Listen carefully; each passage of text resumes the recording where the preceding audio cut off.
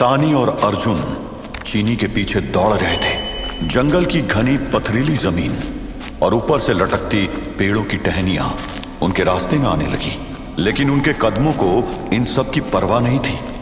क्या फायदा हुआ चीनी को एक और मौका देने का? वो तो मेरी तलवार ही लेकर गायब हो गई। उस समय तुमने जो भी किया वो सही फैसला था। अब अगर चीनी तलवार का मिसयूज करती है तो उसे भी देर से ही सही पर सबक मिलेगा। लेकिन कैसे? वो चमत्कारी तलवार अपने आप में एक बहुत बड़ा वेपन है। उसका ऐसे किसी हाथ में चले जाना बहुत बड़ा खतरा है। क्या पता वो कितने निर्दोषों की जिंदगी खत्म कर दे। अच्छा, मुझे कुछ पूछना था। वो चमत्कारी तलवार तुम्हारे हाथों में आती है तो तुम उसे कंट्रोल नहीं कर सकती क्या? मतलब उसे कब गायब होना चाहिए, कब वापस आ जाना चाहिए, ये सब तो तुम्हारे कंट्रोल में होना चाहिए ना। इस तरह तो तुम्हें ध्यान लगाकर चीनी के हाथों से उस तलवार को गायब कर देना चाहिए। काश ऐसा होता अर्जुन। चीनी की तरह मैं भी अपनी पूरी शक्तियों को नहीं पा सकती हूँ। डेस्परेट सिचुएशन या इमरजेंसी में मेरी मदद के लिए कोई ना कोई शक्ति तो आ ही जाती है, लेकिन मैं उन्हें कंट्रोल नहीं कर पाती। अगर बहुत ध्यान लगाती हूँ तो कुछ हद तक सक्सेस मिलती है। तानी, ध्यान से। चीनी अब और भी खतरनाक हो गई है। वो अपना वादा भूलकर किसी भी वक्त हमला कर सकती है, क्योंकि तुम अपनी तलवार वापस पाकर तुम उसकी शक्तियां कम कर सकती हो। तानी ने अर्जुन की बात सुनकर सर हिलाया और चीनी की तरफ भागती रही।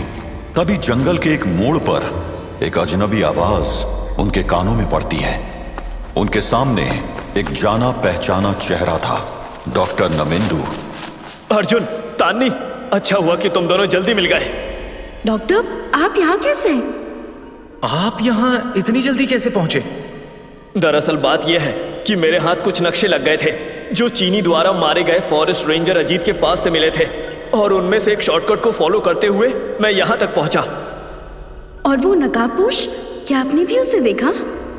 हाँ, मैंने भी उसे देखा था, लेकिन तब तक मैं ट्रेल से बहुत दूर था। और बाइक पर सवार वो नकाबपोश आदमी, वो वही लग रहा था जिसने कुछ दिन पहले मेरे घर से कुछ डॉक्यूमेंट्स चुराए थे। अर्जुन और तानी एक दूसरे की तरफ देखे। एक दूसरा सोच उनके चेहरों पर था। कैसे डॉक्यूमेंट्स? क्या ये शकुनी की कोई और चाल थी, या फिर गांव में कोई और भी तानी की साधना और शक्तियों के पीछे पड़ा है? मेरी साधना और उसके रिजल्ट्स को समझने के लिए डॉक्टर नबेंदु ने कुछ पिक्चर्स, डॉक्यूमेंट्स जमा किए थे। एक दिन वो सब गायब हो गए। खैर, वो कोई भी हो, हमें चीनी को रोकना होगा। वो तलवार के साथ कुछ भी कर सकती है। तीनों ने मैप को निकाला और चीनी की दिशा में बढ़ने लगे। तीनों अब चीनी के पीछे एक नए रास्ते पर चल रहे थे। उनके दिल में एक ही विचार था, चीनी को रोककर वो चमत्कारी तलवार वापस पाना। चीनी चमत्कारी तलवार को थामकर उड़ती हुई उस जगह उतर गई जहां से शकुनी और वेयरवुल्फ विक्रम की महक आ रही थी। कहाँ है तू डरपोका घोरी? बहुत दिनों से तूने इस जंगल में अशांति मचाई है। अब तेरा हमेशा के लिए शांत होने का समय आ गया है। सामने आ, वरना तेरी महक के सहारे कुछ पलों में मैं तेरी ही गर्दन मरोड़ दूंगी। छी छी, एक करण पिशाचनी के मुंह से ये शांति अशांति की बातें शोभा नहीं देती।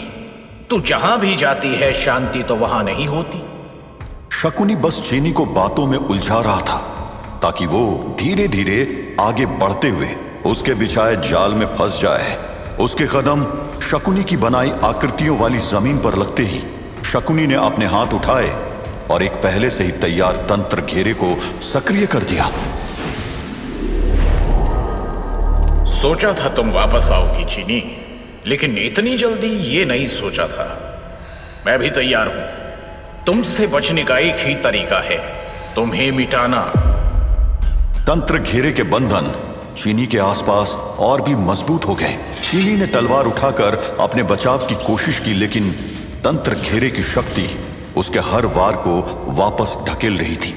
तंत्र का घेरा चीनी के ऊपर कस तो रहा था, लेकिन तलवार की शक्ति की वजह से वो चीनी को पूरी तरह मसल नहीं पा रहा था।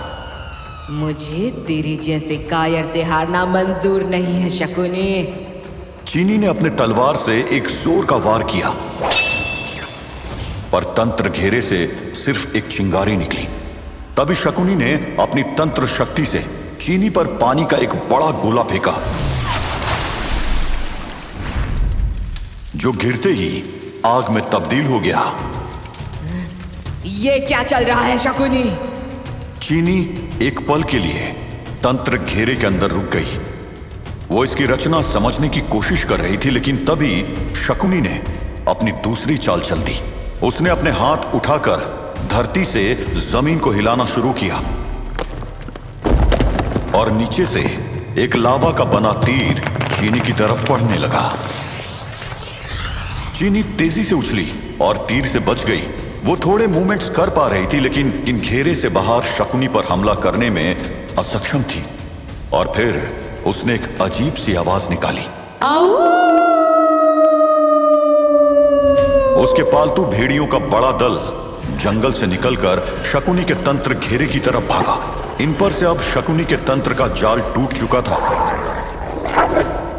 भेड़िए घेरे को तोड़ने की कोशिश में लग गए और धीरे धीरे तंत्र घेरा कमजोर होने लगा। मुझे भी अपने सूक्ष्म रूप में मालकिन की मदद करनी होगी। चीनी के पालतू भेड़ियों के साथ साथ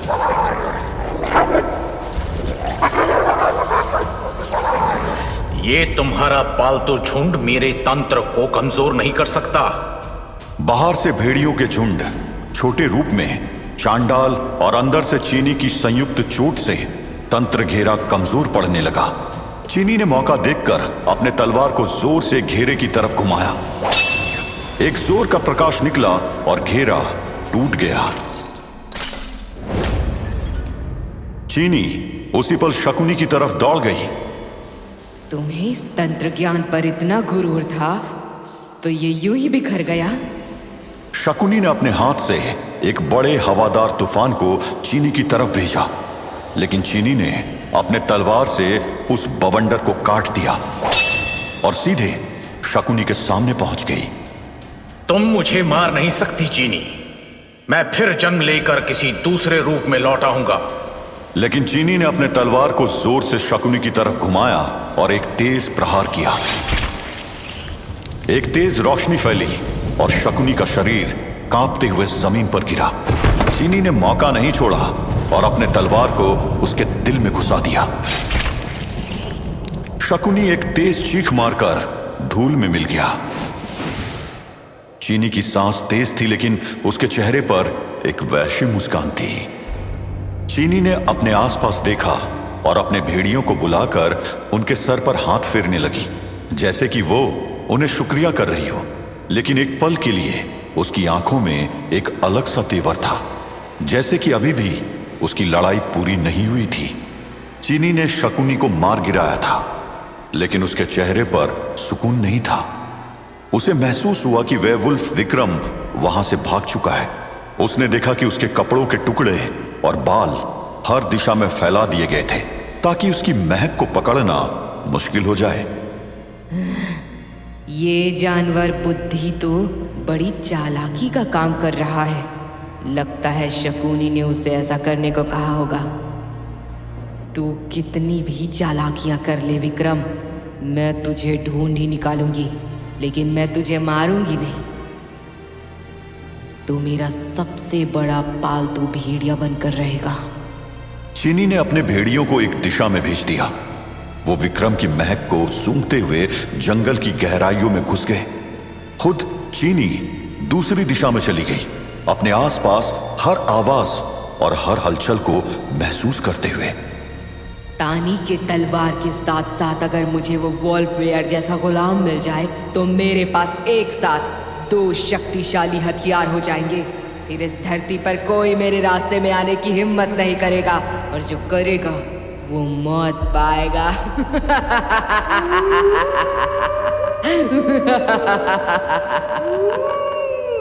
कुछ देर बाद तानी, अर्जुन और डॉक्टर उस जगह पर पहुंचते हैं जहां चीनी ने शकुनी को मारा था। उधर बस शांति थी, लेकिन हवा में ताजे खून की गंध तैर रही थी। कितनी भयानक मौत दी है इसे चीनी ने। नहीं, ये तो अघोरी शकुनी का शरीर है और हम इसे यूं ही नहीं छोड़ सकते। आप क्या कहना चाहते हैं डॉक्टर? देखो, बात यह है कि अघोरी काली शक्तियों के करीब रहते हैं, और अगर हमने इनका अंतिम संस्कार नहीं किया तो इनके मरने के बाद भी ये शक्तियां इनके शरीर पर कब्जा कर सकती हैं।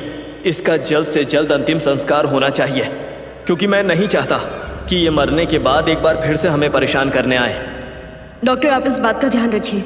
इस लाश को वापस ले जाकर इसका विधिवत अंतिम संस्कार करवाइए। हम चीनी की तलाश में आगे बढ़ते हैं।